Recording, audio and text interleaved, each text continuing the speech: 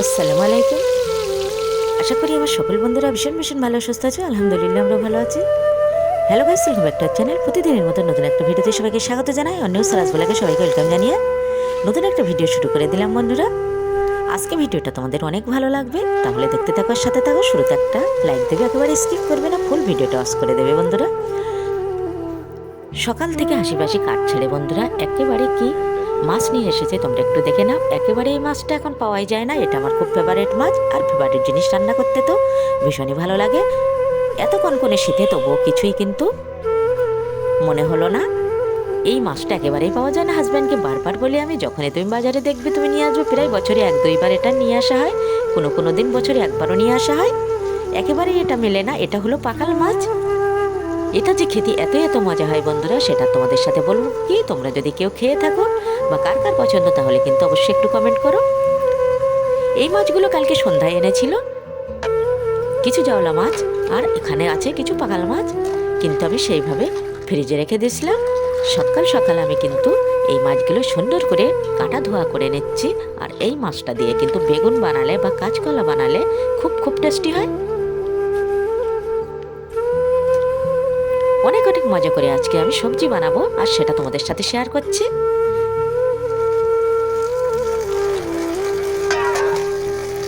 এই মাছটা ঝাল বানালেও যেমন সুন্দর লাগে, তেমন বেগুনির সাথে আর কাঁচকলার সাথে বেশ জমে যায়। সেই মতো আজকে আমি বেগুন বড়ি দিয়ে রান্না বানাবো। যদি কোনো পছন্দের জিনিস হয় তখন কিন্তু শীতকে আর শীত বলে মনে হয় না। চটজলদি আমি কিন্তু মহা আনন্দে মাছগুলো কাটাকাটি করে সুন্দর করে পরিষ্কার সাদা করে ধুয়ে নিয়েছি। এখন কিন্তু আমি রান্না বানাতে যাব, আর আমি কি রান্না করছি সেটা তোমরা দেখতে থাকো। গ্রাম্য পরিবেশে আমি কিন্তু মাটির চুলায় খড়ি কাঠ দিয়ে রান্না বানাই, সেটা তোমরা একটু দেখে নাও। জানি না বন্ধুরা তোমাদের ওইদিকে কেমন কেমন শীত পড়ছে, এখানে তো প্রচণ্ড প্রচণ্ড হারে ঠান্ডা পড়ছে।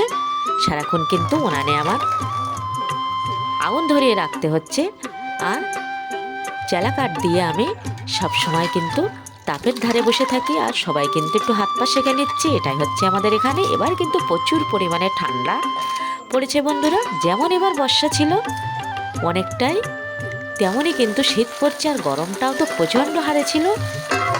সামনের সিজনে নাকি শুনছি অনেকটাই গরম পড়বে, যেহেতু শীতটা তো অনেকটাই কষ্টকর হয়ে যাচ্ছে এই শীতে।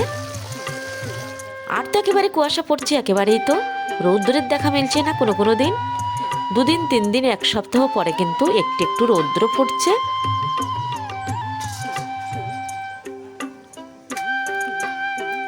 প্রতিদিনের মতো দু সাইডে কিন্তু আমি রান্না বসিয়ে দিয়েছি। এক সাইডে দিয়েছি কড়াই বসিয়ে, আর এক সাইডে ভাতের হাঁড়ি। এক সাইডে কিন্তু আমার ভাত হতে হতে এ সাইডে কিন্তু দু তিন ভাগে আমার তরকারি বানানো হয়ে যায়, যেহেতু এটা ডবল উনুন। এখানে আমার গাছগুলোতে কি সুন্দর লঙ্কা ধরেছে বন্ধুরা, একটু দেখে নাও। এই লঙ্কাগুলো এখন কিন্তু পেকেও গিয়েছে, তোমাদের সাথে শেয়ার করা হয়নি হয়তো। এইখানে আমি একটা ছোট্ট উনুন বানিয়েছি, সেটাও তোমাদের একটু দেখিয়ে দিলাম। আর সুন্দর সুন্দর ফুলের গাছ, ফুলের টব যদি তোমাদের সঙ্গে আমি না শেয়ার করি তাহলে তো আমার ভালোই লাগে না। যেমন আমি পছন্দ করি ফুল, তেমনই কিন্তু আমি তোমাদের সঙ্গে পুরোটাই শেয়ার করি। রান্না করতে করতে কিন্তু একটু একটু করে আমি উঠে উঠে গাছগুলোকে একটু দেখে নিই, আমার কিন্তু ভীষণ ভালো লাগে।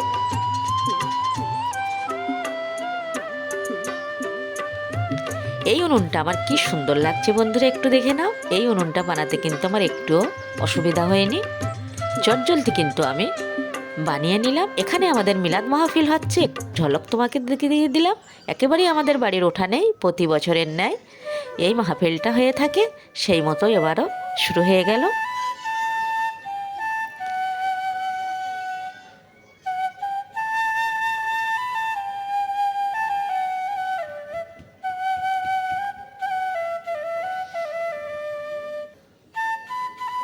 এখন আমি জ্বলন্ত উনানে চাটুই বসিয়ে দিলাম, দিয়ে দেবো একটু তেল। আর এই মাছগুলো কিন্তু অনেকক্ষণ ধরে বেশ লাল লাল কড়া করে ভাজতে হবে, তাহলে না হলে কিন্তু টেস্ট হবে না। এখন আমি সুন্দর করে লবণ ও হলুদ মাখিয়ে নেব। কিছু মাছ একটু রেখেও দিতে হবে, সবগুলো তো একসঙ্গে ধুয়ে নিয়ে এসেছি। এতটা মাছ খাওয়ার তো লোক নেই, মাছ তো আমার পছন্দ, আর হাজব্যান্ড একটু খায়।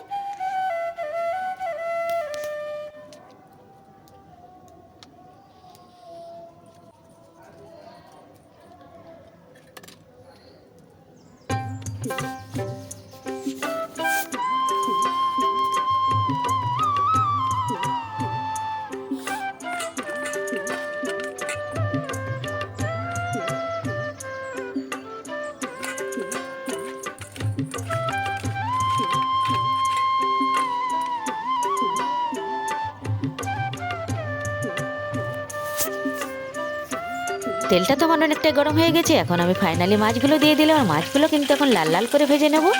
এই মাছগুলো যদি কড়া করে লাল লাল করে ভাজা হয় তাহলে কিন্তু সবজির মধ্যে দিয়ে ঝোল বানালে সেই সবজিটা কিন্তু অসাধারণ টেস্ট হয়।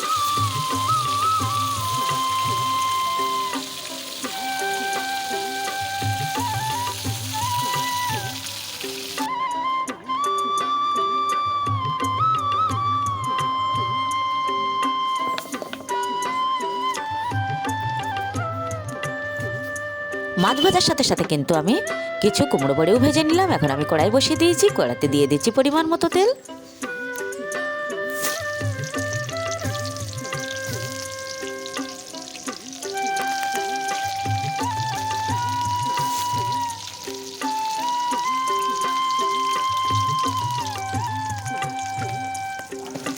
তেলের মধ্যে পেঁয়াজ দিয়ে পেঁয়াজটা লাল লাল করে ভাজা হয়ে গেছে। এখন আমি আলুগুলো দিয়ে দিলাম। আলুটা এখন সুন্দর করে কষাতে থাকবো।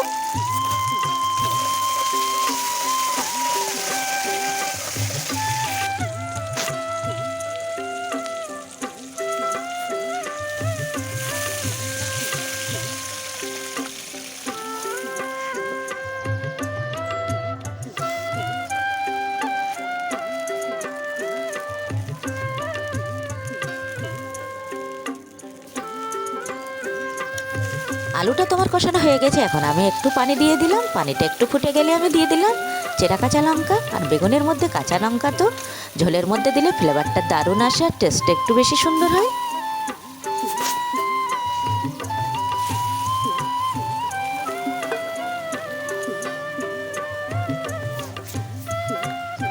পানিটা আর একটু ফুটে গেলে আমি দিয়ে দিলাম কিন্তু বেগুনগুলো। এখন ঢাকনা দিয়ে আমি কিছুক্ষণের জন্য ঢেকে দেবো। আসছি কিছুক্ষণ পর।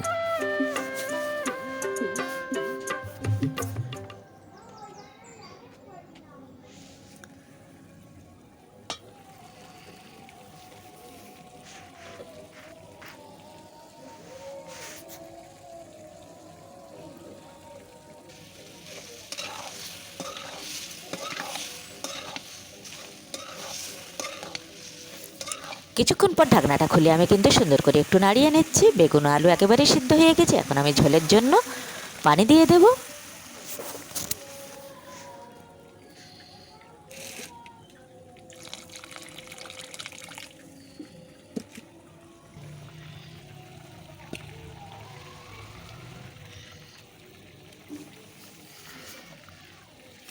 পরিমাণ মতো পানি দেওয়ার পর কিন্তু ঝোলটা একেবারে ফুটে উঠেছে। তখনই কিন্তু আমি ভেজে রাখা লাল লাল মাছগুলো এখন সাজিয়ে দিলাম। জাওলা মাছ আর পাকাল মাছ দিয়ে এই বেগুনের ঝোলটা কিন্তু অসাধারণ হয়েছিল। আবারও কিন্তু আমি ঢাকনা দিয়ে ঢেকে দেবো। আসছি কিছুক্ষণ পর।